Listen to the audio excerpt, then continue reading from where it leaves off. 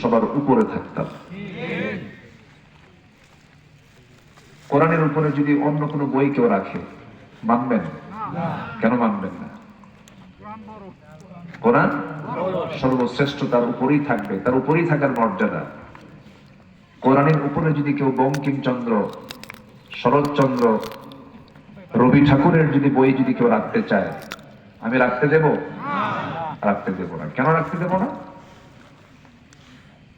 কোরআন হচ্ছে সবচাইতে উঁচু কিতাব, শ্রেষ্ঠ কিতাব।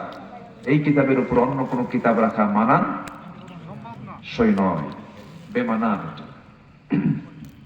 ঠিক তেমনি কোরআনের উপরে যদি অন্য কোনো বইকে যদি রাখা যদি বেমানান হয়, তাহলে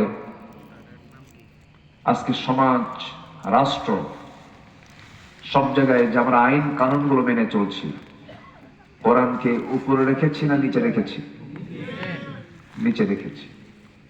অন্য আইনকে আমরা উপরে তুলে রেখেছি। এটা চরম বেমানান। আমরা কোরআনকে সব জায়গায় দেখতে চাই। কোরআনের মাহফিলে এসে আমরা এই সিদ্ধান্ত নেব, আগামীতে আমরা কোরআনকে শুধু হাফেজের মাথায় নয়, কাগজের পাতায় পাতায় নয়, তারাবির নামাজে নামাজে নয়, আমরা কোরআনকে দেখতে চাই সমাজ রাষ্ট্রের পাতায় পাতায়।